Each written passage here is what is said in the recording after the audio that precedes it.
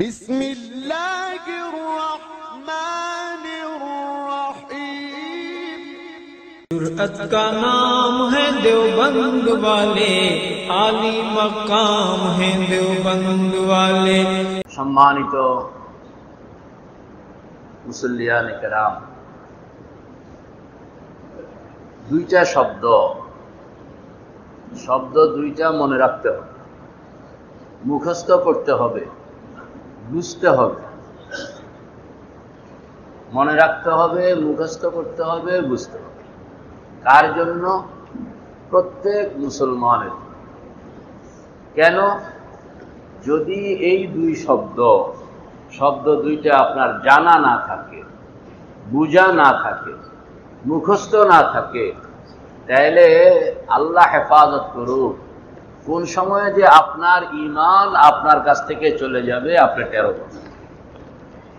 যেরকম বাঁচার জন্য খাদ্যের দরকার, বাঁচতে হইলে এমন জিনিস থেকে বেঁচে থাকার দরকার যে জিনিস খাইলে, করলে, ধরলে মানুষ মারা যায়।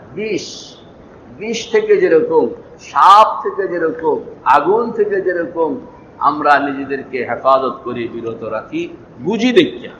যদি না বুঝতাম তাহলে নিজেদেরকে হেফাজত করা কঠিন। এরকম ভাবে এই দুইটা জিনিসকেও জানা, বুঝা, মুখস্থ রাখা জরুরি। একটা হইল সুন্নত আর একটা হইল বেদাত। কয়টা শব্দ হইল? দুইটা শব্দ। একটা হইল সুন্নত আর একটা হইল বেদাত। এক সুন্নত, দুই বেদাত।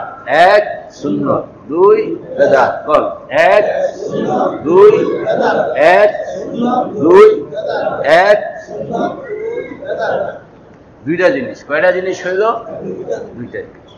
এই দুইটা জিনিস সাফ ভাবে জানা থাকে। কোনো অস্পষ্টতা যদি এখানে থাকলো তাইলে বিপদ। একটা হলো সুন্নত কাকে বলে এটা বুঝতে হবে। আরেকটা হলো বেদাত কাকে বলে বুঝতে হবে।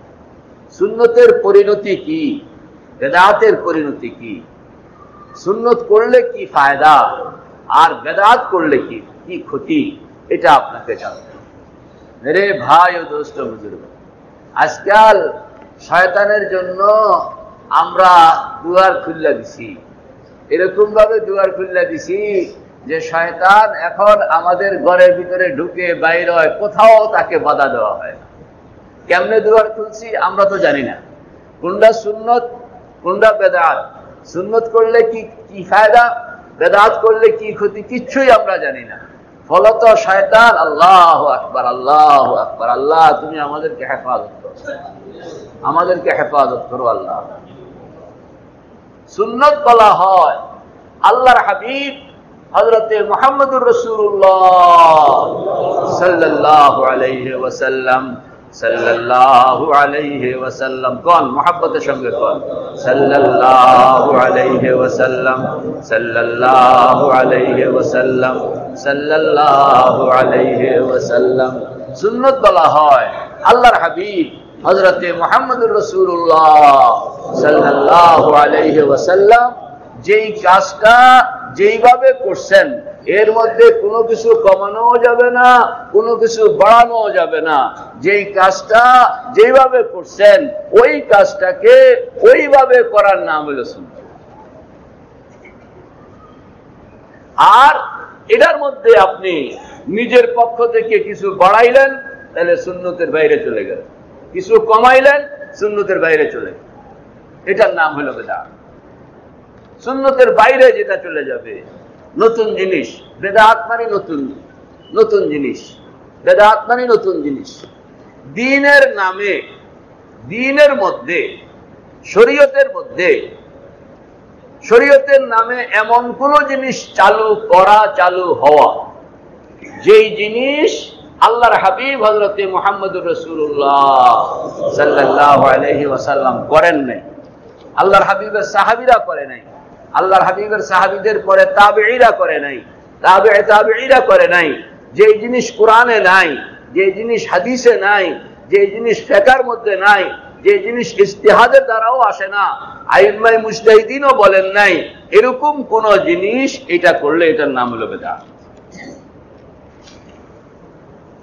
দুইটার ফলাফল কি? মেরে ভাই ও দোস্ত বুজুর্গ, সুন্নত সুন্নত হইল কামিয়াবি, আর বেদাত বেদাত হইল নাকাম। সুন্নতের দ্বারা একজন মানুষের জিন্দগিতে কামিয়াবি আসে, সুফল আসে, আর বেদাতের দ্বারা একজন মানুষের জিন্দগি নাকামি আসে, তার জীবন ব্যর্থ, মেহনত বরবাদ, গুনাহ লাযিম।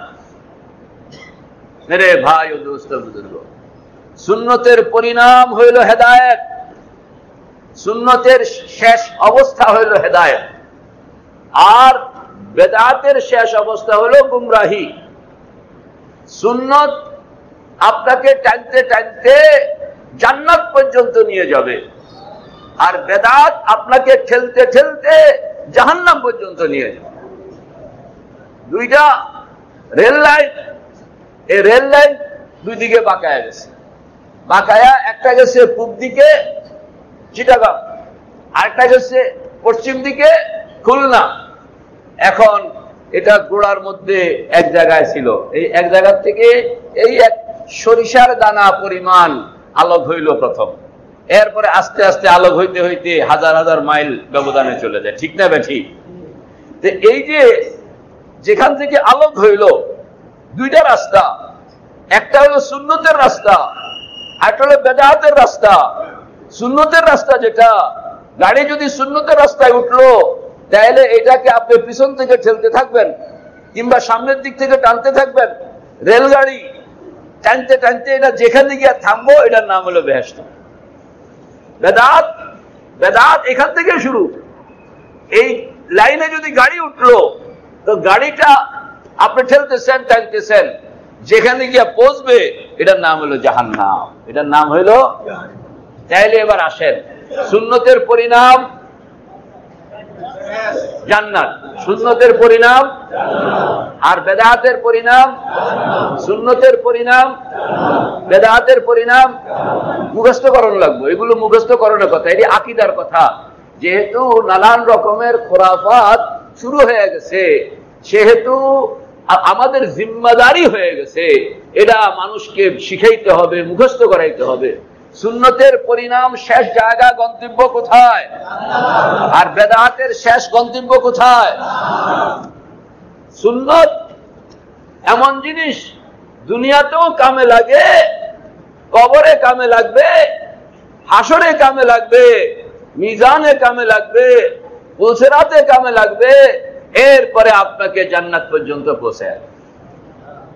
বেদাত দুনিয়াতে আপনার জীবন বরবাদ করবে, সব কামকে বন্ডুল করে দিবে, কবরে আপনার জন্য বিপদের কারণ হবে, হাসরের ময়দানে আল্লাহর রাসূল ঝাড়ু দিয়া পিটবে, মিজানে আপনার আমলনামা বরবাদ করা হবে, পুলসিরাতে জাহান্নামে যাইতে হবে। এরপরে মেরে ভাই ও দোস্ত, এজন্য বেদাতের পরিণাম হইল জাহান্নাম, বেদাতের পরিণাম হইল। সুন্নতের উপরে আমল করলে আল্লাহ পাক খুশি হন, আল্লাহর হাবিব খুশি হন, আর বেদাতের উপরে আমল করলে আল্লাহ পাক নারাজ হন, আল্লাহর হাবিব নারাজ হন। সুন্নতের উপরে আমল করলে আল্লাহর হাবিবের কলিজা ভরে যায়, আর বেদাত করলে আল্লাহর হাবিবের চোখ থেকে পানি কলিজা ফেটে যায়। সুন্নত আল্লাহর হাবিবের রেখে যাওয়া উত্তরাধিকার, আর বেদাত হইল আল্লাহর হাবিবের এই উত্তরাধিকারকে ধ্বংস করার জন্য এটম্ব। সুন্নত হইল পয়গম্বরের রাস্তা, বেদাত হইল শয়তানের চক্রান্ত। আল্লাহর হাবিব হযরতে মুহাম্মদুর রাসূলুল্লাহ সাল্লাল্লাহু আলাইহি ওয়াসাল্লাম ইন্তেকালের আগে যেই কথাটাকে বারবার উম্মতের কাছে পেরেশানি চলে আসছে, যে আমি তো চলে যাব দুনিয়া থেকে, তো আমার উম্মতকে তারা কিভাবে টিকে থাকবে? শয়তান তো মরবে না, শয়তান তো কবরে যেতে আরো দেরি আছে, আমি তো কবরে চলে যাব, তা আমার উম্মতকে আমি কিভাবে, কার হাতে রেখে যাব, কিভাবে চলবে? তো বারবার আল্লাহর হাবিব উম্মতকে সাবধান করে গেছে, সাবধান সাবধান সাবধান, ইয়াকুম ওয়া মুহদাসাতিল উমুর, নতুন নতুন বেদাত থেকে নিজেদেরকে সব সময় নিরাপদ রাখবা। সাবধান আমার উম্মত, সাবধান আমার উম্মত, বেদাত কাম কখনো করবা না, বেদাত কাম কখনো করবা না। চিৎকার দিয়া দিয়া, গলা ফাটাইয়া ফাটাইয়া আল্লাহর হাবিব ইন্তেকালের আগে উম্মতকে ওসিয়ত করে গেছে, সাবধান। ভাইয়া ভাইয়া কয়ে গেছে, ফাইয়াইশ মিনকুম বাদি ফাসায়ারা ইখতিলাফান কাসীরা, ও আমার উম্মত, আমি চলে যাওয়ার পরে নানান রকমের নতুন নতুন জিনিস তোমাদের সামনে উত্থাপন করা হবে, নানান রকমের নতুন নতুন জিনিস আসবে। ফাসায়ারা ইখতিলাফান কাসীরা ফাআলাইকুম বিসুন্নতি ওয়া সুন্নাতাল খুলাফায়ে রাশিদিন আল মাহদিয়্যিন। কাজেই তোমাদেরকে ওসিয়ত করে যাইতেছি, তোমরা আমার সুন্নতের উপরে থাকবা, এক চুল আমার সুন্নত থেকে সরবা না।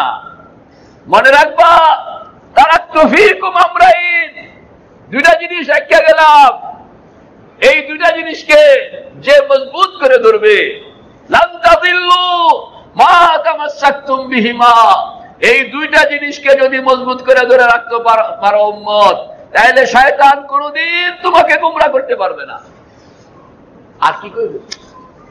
দুইটা জিনিস রেখে গেলাম, এই দুইটা জিনিসকে মজবুত করে ধরে রাখবা। একটা হলো আল্লাহ পাকের কিতাব, আর একটা হলো আমি মুহাম্মদুর রাসূলুল্লাহর সুন্নাত। কয়টা জিনিস? এক নম্বর, দুই নম্বর, দেখে কয় না কা, কয়টা জিনিস? এক নম্বর, দুই নম্বর, এক নম্বর, দুই নম্বর জিনিস কয়টা?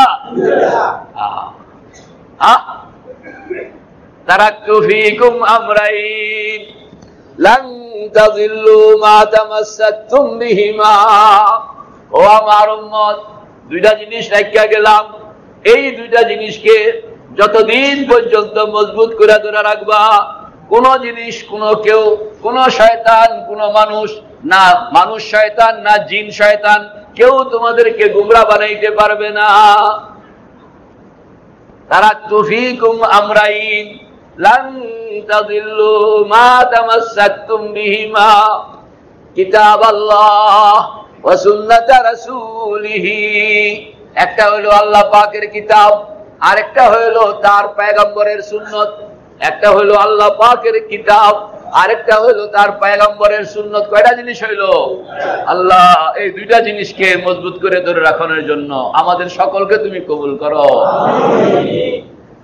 অন্য হাদিসে, মাইয়াইশ মিনকুম বাদি ফাসায়ারা ইখতিলাফান কাসীরা, আমার পরে তোমরা যারা বেঁচে থাকবা, তোমরা দেখতে পাইবা নানান রকম নতুন নতুন জিনিসের আমদানি হইতেছে। হইতেছে কি হইতেছে না? এখন আল্লাহর হাবিব কত হাসা কথা কইছে, কত সত্য কথা। বছর বছর নতুন নতুন আমদানি হইতে আছে, বছর বছর নতুন নতুন শরীয়ত আসতেছে, নতুন নতুন কথা আসতেছে। আল্লাহর হাবিব বলেন, ফাআলাইকুম বিসুন্নতি ওয়া সুন্নাতিল খুলাফায়ে রাশিদিন আল মাহদিয়িন, ও আমার উম্মত, যদি হেদায়েতের উপর থাকতে চাও তাহলে আমার সুন্নতকে মজবুত করে ধরো, আমার সাহাবীদের সুন্নতকে মজবুত করে ধরো, খুলাফায়ে রাশিদিনের সুন্নতকে মজবুত করে ধরো। আযু আলাইহা বিন নওয়াজিস, ও আমার উম্মত, এরকম মজবুত করে ধরবা, এরকম মজবুত করে ধরবা। কোন জিনিসকে মাড়ি দাঁত দিয়া কামড়াইয়া ধরার মতন, কোন জিনিসকে মাড়ি দাঁত দিয়া কামড়াইয়া ধরনের মতন, মাড়ি দাঁত দিয়া কামড়াইয়া ধরনের মতন এরকম ভাবে ধরবা যেন এটা ছুটতে না পারে, দাঁত দাঁত উপড়ে যাবে। এরপরও তুমি আল্লাহু আকবার, আল্লাহু আকবার। আযু আলাইহা বিন নওয়াজিস ফাইন্না কুল্লা মুহদাসাতিন বিদআ, নতুন নতুন আমদানি করা জিনিস এটি হইল বেদাত। ওয়া কুল্লা বিদআতিন দালালা, সব বেদাতের পরিণতি হইল গুমরাহি। ওয়া কুল্লা দালালাতিন ফিন্নার, সব গুমরাহির পরিণতি হইল জাহান্নাম। আল্লাহর হাবিবের কাছে বড় কষ্ট লাগতো রে ভাই। বিশ্বাস করেন, বিশ্বাস করেন, কেউ আল্লাহর হাবিবের কাছে আল্লাহর হাবিবের কাছে উম্মতের আমলের খবর রোজানা, সপ্তাহে, মাসে, বছরে পৌঁছানো। কলিজাটার মধ্যে সবসময় আগুন জ্বলতেছে মুহাম্মদুর রাসূলুল্লাহ।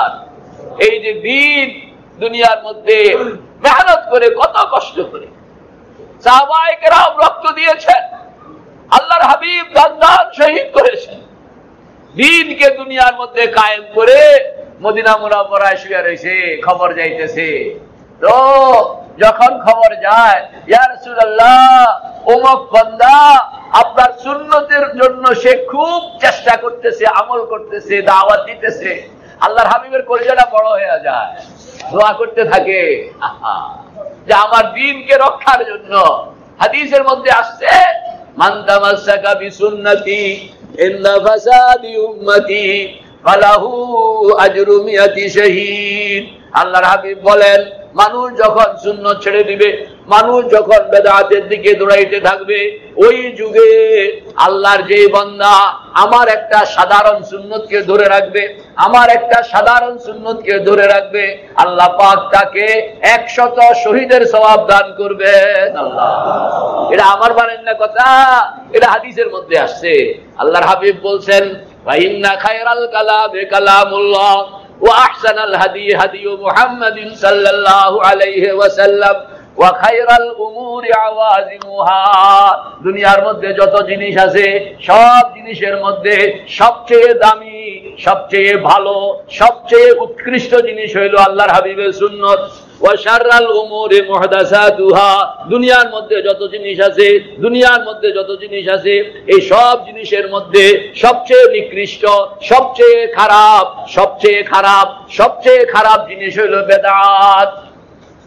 সবচেয়ে ভালো জিনিস, সবচেয়ে খারাপ জিনিস, সবচেয়ে ভালো জিনিস, সবচেয়ে খারাপ জিনিস কার কথা?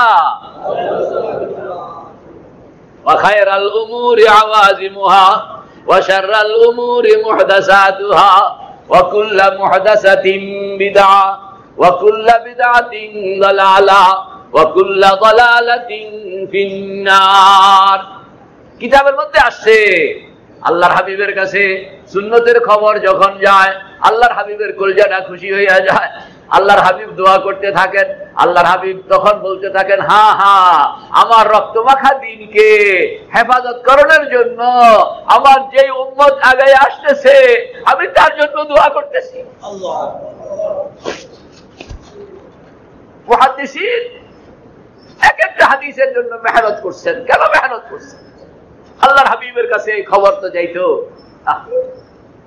এক একটা সুন্নতকে হেফাজত করার জন্য। 100 শহীদের সওয়াব। কোন শহীদ? বদরের যুদ্ধে যারা শাহাদাত বরণ করছিলেন, উহুদের যুদ্ধে যারা শাহাদাত বরণ করছিলেন, খন্দকের যুদ্ধে যারা শাহাদাত বরণ করছিলেন, এরকম 100 শহীদের সওয়াবকে একখানে করলে যা করা হবে, ও আল্লাহর বান্দা, এই যে তুমি পকেটে মেসওয়াকটা রাখতে আছো, আল্লাহু আকবার, পকেটে মেসওয়াক রাখো, আল্লাহ পাক তোমাকে কি পুরস্কার দিলেন জানো না? মেসওয়াক করো, কি লাভ হইতেছে জানো না? ডিলাকুলুক লও, কি লাভ হইতেছে জানো? আবার কেউ কেউ বেঙ্গায়, তারা পকেটের মধ্যে লাড়ি একটা রায়। আরে লাঠির লাইগা রাখি না রে বাবা, এটা রাখি, এটা দেখতে দেখা যায় লাঠি, কিন্তু এর মধ্যে লুকায়িত আছে 100 শহীদের সওয়াব। ডিলাকুলুক 100 শহীদের সওয়াব। মসজিদে ঢুকানোর সময় ডাইন পাও, বাইরের সময় বাম পাও, রাস্তায় হাঁটানোর সুন্নত, খাওয়া দাওয়ার সুন্নত, চলাফেরার সুন্নত, উঠা বসার সুন্নত, লেনদেনের সুন্নত, ব্যবসা বাণিজ্যের সুন্নত, বিয়া শাদীর সুন্নত, কাজ কারবারের সুন্নত, জিন্দেগীর যা কিছু আছে সব জায়গায় আমি একটাই চিনি, ইন্না সালাতি ওয়া নুসুকি ওয়া মাহইয়ায়া ওয়া মামাতি লিল্লাহি রাব্বিল আলামিন। আমার জীবন, আমার মরণ, আমার কুরবানি, আমার নামাজ, সব কিছু আল্লাহ পাকের হুকুমে হবে। কার হুকুমে হবে? কার তরিকায় হবে? মুহাম্মদুর রাসূলুল্লাহর তরিকা। হুকুম হবে কার? তরিকা হবে কার? না কোনো পিসাবের? কোন পিসাবের তরিকা হবে না, কোন পিশাবের তরিকা চলবে না, তরিকা চলবে একজনের, তার নাম হইল মুহাম্মদুর রাসূল। পিশাব যদি মুহাম্মদুর রাসূলুল্লাহর তরিকায় চলে তাহলে উনি ঠিক, আর পিশাব যদি মুহাম্মদুর রাসূলুল্লাহ তরিকা বাদ দিয়া নিজের তরিকা সৃষ্টি করেন তাহলে বলবো হুজুর পয়গম্বর একজন রে মানছি আরেকজনকে মানতে পারবো না, পয়গম্বর একজন রে মানছি ছোট পয়গম্বর মানতে পারবো না। আপনি যদি মুহাম্মদুর রাসূলুল্লাহর সুন্নতের উপরে আসেন তাহলে আপনি ঠিক, মুহাম্মদুর রাসূলুল্লাহ সুন্নতের বাইরে তাহলে মাফ করবেন, মানতে পারলাম। লেখছে কিতাবের মধ্যে কোন একটা মানুষ যখন বেদাত করে তো আল্লাহর হাবিবের কলিজার মধ্যে আগুন ধরে যায়। কোন একটা মানুষ যখন বেদাত করে তো আল্লাহর হাবিবের কলিজার মধ্যে আগুন ধরে যায়। কোন একটা মানুষ যখন বেদাতের দাওয়াত দেয় তো আল্লাহ পাকের আরশ থরথর করে কাঁপতে থাকে। বেদাত কত খারাপ, কত জঘন্য, আল্লাহর হাবিবের কলিজার মধ্যে আগুন ধরে যায়। কলিজার মধ্যে যেন কেউ একজন তলোয়ার মারল, কিরকম কষ্ট। আচ্ছা রে ভাই, আমি আপনার একটা কথা কই, আপনি খাড়া আছেন, আপনার ছেলেটা আপনার সামনে দাঁড়ানো, এমন সময় কেউ একজন যদি আপনার ছেলের হাতটা কাটটা ফেলায় আপনার কাছে কিরকম কষ্ট লাগবো? কোন চাই কথা কন না, কষ্ট লাগবো নি? আপনার চোখের সামনে আপনার ছেলের চোখটা খুলে নিয়ে গেল একজনে, আপনার কাছে কেমন লাগবে? আল্লাহর হাবিবের কাছে এই শরীয়তটা নিজের ছেলে মেয়ের চেয়ে আরো বেশি আদরের। এই শরীয়ত, এই সুন্নত আল্লাহর হাবিব বহুত কষ্ট করে বানায়া গেছেন। আল্লাহ পাক হুকুম করছেন এমনি নামাজ পড়ো, এমনি নামাজ পড়ছে, এমনি রোজা রাখো, রোজা রাখছে, হজ করো, এমনি হজ করছে, যাকাত দাও, এমনি শরীয়ত কেমনে, দিন কেমনে চলবে, রাত্র কেমনে চলবে, সবগুলো কাম আল্লাহর হাবিব কইরা কইরা শরীয়তটাকে মুকাম্মাল বানায়া গেছেন। আল-ইয়াউমা আকমালতু লাকুম দীনাকুম ওয়া আতমামতু আলাইকুম নি'মাতি ওয়া রাযীতু লাকুমুল ইসলাম দীনা। আল্লাহর হাবিব বড় কষ্ট করে এই শরীয়তটাকে কমপ্লিট করছেন। এখন এই শরীয়ত থেকে কেউ যদি একটা অংশ কাটতে লইয়া যায় আল্লাহর হাবিবের কলিজার মধ্যে গিয়ে আঘাত পড়ে, ঠিক না ঠিক? তো আপনার চোখের সামনে আপনার আদরের সন্তান তার গায়ে আঘাত করলে যেরকম আপনার গায়ে আঘাত লাগে, আপনার কলিজায় কষ্ট লাগে, শরীয়তের উপরে কেউ আঘাত করলে এটা আল্লাহর হাবিবের কলিজার মধ্যে গিয়ে লাগে। তো দুনিয়ার কোন মানুষকে কষ্ট দেওয়ান গুনাহ, সাধারণ মানুষকে কষ্ট দিলে গুনাহ হয়।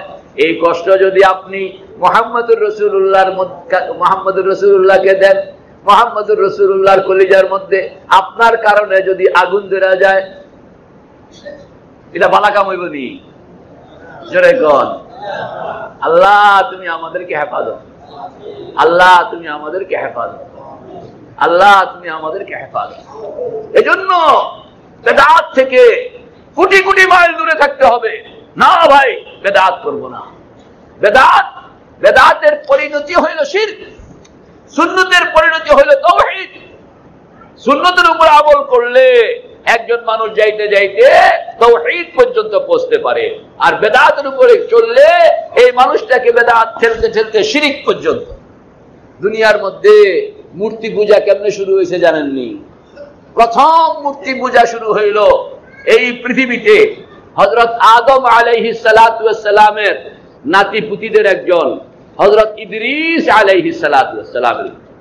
নূহ আলাইহিস সালাতু ওয়াস সালামের আগে, আদম আলাইহিস সালামের পরে, হযরত নূহের আগে, হযরত আদমের পরে, এই মাঝখানে হইল এক পয়গম্বর, নাম হইল ইদ্রিস। এই ইদ্রিস আলাইহিস সালাতু ওয়াস সালাম উনি, ওনার মউত জমিনের মধ্যে হয় নাই, ওনার মউত হয়েছে চতুর্থ আসমানে। ফেরেশতাদের সঙ্গে ওনার একটা মহাব্বত ছিল, ওই ফেরেশতাদের সঙ্গে উনি মহাব্বতের কারণে ফেরেশতাদের পাখার উপরে ভর করে উনি চতুর্থ আসমান পর্যন্ত চলে গেছেন। আর সেখানে মালাকুল মউত, আল্লাহু আকবার, দেখছেন নি? মউত যার যেখানে লেখা মউত যার লিখছে কিতাবের মধ্যে, হযরত ইদ্রিস আলাইহিস সালাতু ওয়াস সালাম যখন ফেরেশতার কাঁধের উপরে বসে আছেন, আর ফেরেশতা উড়ে উড়ে প্রথম আসমান, দ্বিতীয় আসমান, তৃতীয় আসমান, চতুর্থ আসমানের এলাকা যখন ফেরেশতা অতিক্রম করতেছিল, তখন হযরত ইদ্রিস বলতেছেন ওই ফেরেশতাকে, ভাই তোমার সঙ্গে মালাকুল মউতের দেখা হয়নি? হয়তো হয়তো মাঝে মাঝে। আমি আমার একটু দেখাইতে পারোনি, আমি ওনাকে একটু দেখতাম, মনে চাইতে আছে। তো বলে দেখিয়া ওনার কাছ থেকে খবরটা নিতাম যে আর কয়দিন আসি, তাহলে সেই হিসাবে আমি একটু কাজকর্ম করতে পারবো। কম হইলে সেই হিসাবে রেডি হব, বেশি হইলে আরো কিছু ঘুরে ঘুরে করে দেখবো। তখনই মালাকুল মউত উপরের থেকে নিচের দিকে নামতেছে। তো ফেরেশতা কইতে আছে, এই যে মালাকুল মউত নিচের দিকে যাইতে আছে। মালাকুল মউতকে দেখিয়া উনি সামলান, বলে হুজুর আপনার লগে কথা আছে। বলে কি কথা? বলে ইদ্রিস পয়গম্বর আমার সঙ্গে চতুর্থ আসমানে আসছেন, উনি আপনার সঙ্গে একটু দেখা করতে চান, কথা বলতে চান। বলে ইদ্রিস কই? ইদ্রিস তো আমার কাঁধের উপরে। তাই তো, আমি তো বড়ি হাতে নিয়া আল্লাহ পাক আমাকে বললেন ইদ্রিসের জান কবজ করতে হবে, তবে দুনিয়ায় নয় চতুর্থ আসমানে। আমি চিন্তা করলাম ইদ্রিস থাকে দুনিয়ায়, আর তার জান কবজ করতে হবে চতুর্থ আসমানে। এদিকে হাতে নাই সময়, সময়ও নাই, সময় আছে আর 2 সেকেন্ড 3 সেকেন্ড, সময়ও নাই। আবার জান কবজ করতে হবে ইদ্রিসের, ইদ্রিসের ঠিকানা জানি দুনিয়াতে, চতুর্থ আসমানে তার রূহ কবজ করবো কেমনে আমি? বলে আরে আমারও তো আল্লাহ পাক ইদ্রিসের লোকে দেখা করানোর লেগে পাঠাইছে। তো কই ইদ্রিস? কই যে আমার কাঁধের উপরে। এই কাঁধের উপরে কইতে কইতে হযরত ইদ্রিসের সঙ্গে দেখা, মালাকুল মউতের সঙ্গে দেখা, রূহ কবজ হয়ে গেছে। আল্লাহ এখানে লেখছে মউত থেকে কেউ যদি আসমানেও চলে যায়, সেও মউত থেকে নিজেকে বাঁচাইতে পারে না। আল্লাহ। তো হযরত ইদ্রিস আলাইহিস সালাতু ওয়াস সালাম আসমানে ওনার ইন্তেকাল। এরপরে উনি তো হঠাৎ করে জমিন থেকে উধাও। শয়তান তখন হযরত ইদ্রিস আলাইহিস সালাতু ওয়াস সালামের জমিনের মধ্যে হযরত ইদ্রিসের অনেক ভক্ত ছিল। হযরত ইদ্রিস অনেক জ্ঞানের কথা বলতেন। হযরত ইদ্রিস অনেক জ্ঞানী ছিলেন, জ্ঞানের কথা বলতেন, এজন্য ওনার ভক্ত ছিল অনেক বেশি। তো উনি হঠাৎ করে জমিন থেকে উধাও, পাওয়া যায় না, খুঁজে খুঁজে অনেক তালাশ করলো লোকেরা, হযরত ইদ্রিসকে পাওয়া গেল। তখন ওনার ভক্তরা কাঁদতেছে, ভক্তরা ওনার বাড়িতে বসে বসে কাঁদতেছে। এই কান্দাকাটি দেখিয়া শয়তান দৌড়াইয়া গেছে। দৌড়াইয়া গিয়া সবাই 10-15 জন নেতারা বসে বসে কাঁদতেছে। শয়তান এই কোণার মধ্যে গিয়া এমন জোরে কান্দা আরম্ভ করলো যে সবার কান্দা ফেল। এরপরে কে রে কে? আপনি কে? বলে আমিও ইদ্রিসের একজন ভক্ত, আমিও ইদ্রিসের একজন ভক্ত। বলে এই লোক তো সাংঘাতিক ভক্ত, আমরা কি কান্দি, আমরা থেকে আরো 3 গুণ বেশি কাঁদছিল। এই তো উনি আস্তে আস্তে পরের দিন আবার আইছে, আবার সবাই কান্দে, উনি আরো জোরে জোরে কান্দে। এরকম ভাবে 1 সপ্তাহ 2 সপ্তাহ পর্যন্ত খালি কান্দায় হইলো, কান্দায় হইলো। দুষ্ট তো। 2-3 সপ্তাহ পরে এই বড় ভক্ত সাহেব কইতে আছে, কয় যে কান্দে তো আর লাভ নাই, আমিও বহুত কাঁদছি, তবে আসলে হযরত ইদ্রিস আমারও বড় আপন মানুষ, প্রিয়জন ছিলেন। তো ইদ্রিস সম্পর্কে কিছু আলোচনা আমরা করলে এটা বরং ভালো। হ্যাঁ, এটা তো ভালো। তো উনি দাঁড়াইছেন, দাঁড়াইয়া এখন সবাইকে ইদ্রিস কেমন আছিলেন, ওনার কি চরিত্র ছিল, বালা কথা কইতে কইতে এক সময় ইদ্রিসের কথা আর কত শোনাবো, এখন কই আর ভাল লাগে না। নতুন নতুন কিছু শ্রোতা আমাদের এখানে আসতেছে। আগামীকাল আমি ইদ্রিসের একটা ছবি বানাইয়া তোমাদেরকে দেখাবো, তাইলে একবারে জীবন্ত ভাবে দেখতে পাবো। তো পরের দিন উনি ইদ্রিসের একটা ছবি আঁকলেন, হযরত ইদ্রিসের ছবি আঁকিয়া দেখাইলেন যে হযরত ইদ্রিস এরকম এরকম ছিল। এই ছবি দিয়া কয়দিন চলছে, এরপর ছবিটাও ভাল লাগে না, এটা বালা করে মানুষের মতন মূর্তি বানাইয়া এরপরে আমি তোমাদেরকে দেখাবো যে ইদ্রিসের শরীরটা এরকম মোটা ছিল, হাতটা এরকম ছিল, পাওটা এরকম ছিল, নাকটা এরকম ছিল। বানাইলো মূর্তি বানাইয়া কয় যে মূর্তি বানাইছে। এখন শয়তান আইসাই প্রথম হযরত ইদ্রিসের পায়ের মধ্যে একটা চুমা দেয়, তারপরে হযরত ইদ্রিসের হাতের লগে হাত মিলায়, মানে জিন্দা হইলে যা হইতো এখন তা। কয়দিন পরে হযরত ইদ্রিসের ওই মূর্তির গলার মধ্যে একটা মালা দিছে। কয়দিন পরে হযরত ইদ্রিসের সামনে গিয়ে এভাবে দাঁড়ায় থাকে। চুপচাপ। কয়দিন পরে ওনার পায়ের মধ্যে সেজদা আরম্ভ হয়েছে। আল্লাহ, এই আস্তে আস্তে শয়তান সব মানুষগুলোকে যখন সেজদা করাইলো আর ইদ্রিসকে মূর্তি বানাইলো, এখান থেকে মূর্তি পূজার প্রথম প্রচলন দুনিয়ার মধ্যে শুরু। এই যে মূর্তি পূজা শুরু হইলো কোত্থেকে? বেদাত। হযরত ইদ্রিসের হুকুম থেকে, সুন্নত থেকে সরে যাওয়া, এটা হলো প্রথম ভুল। আর এই ভুলের শেষ পরিণতি হইল শিরক। আল্লাহ পাক আমাদেরকে বেদাত থেকে হেফাজত করেন, আমিন। সুন্নতের উপরে কায়েম রাখেন, আমিন। ওমা আলাইনা ইল্লা আলহামদুলিল্লাহ। খানকা শায়েখ জাকারিয়া ঢাকার পক্ষ থেকে সকলকে অশেষ ধন্যবাদ। একটি ঘোষণা, খানকা শায়েখ জাকারিয়া ঢাকা এর তত্ত্বাবধানে প্রত্যেক ইংরেজি মাসে আত্মশুদ্ধিমূলক 2টি ইসলাহি মাহফিল হয়। হযরত শায়েখ ডক্টর মুস্তাক আহমদ দামাত বারাকাতুহুম স্বয়ং এই মাহফিলের নেতৃত্ব প্রদান করেন। এই মাহফিলে জিকির ও মোরাকাবার প্রশিক্ষণ দেওয়া হয়। দেশের বিশিষ্ট ওলামায়ে কেরাম বয়ান করেন। আগ্রহীদের জন্য সবগুজারিরও ব্যবস্থা রয়েছে। তন্মধ্যে প্রথম মাহফিলটি অনুষ্ঠিত হয় ইংরেজি মাসের প্রথম শুক্রবার ঢাকা উত্তরখান কাঁচপুরা জামিয়া শায়েখ জাকারিয়া মাদ্রাসায়। আর দ্বিতীয় মাহফিলটি অনুষ্ঠিত হয় ঢাকা তেজগাঁও রেলওয়ে স্টেশন জামে মসজিদে। মাহফিল আসর নামাজ থেকে ইশার নামাজ পর্যন্ত অনুষ্ঠিত হয়।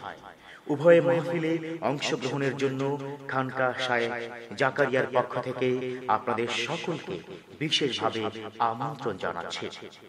আল্লাহ আমাদের তৌফিক দান করুন, আমিন।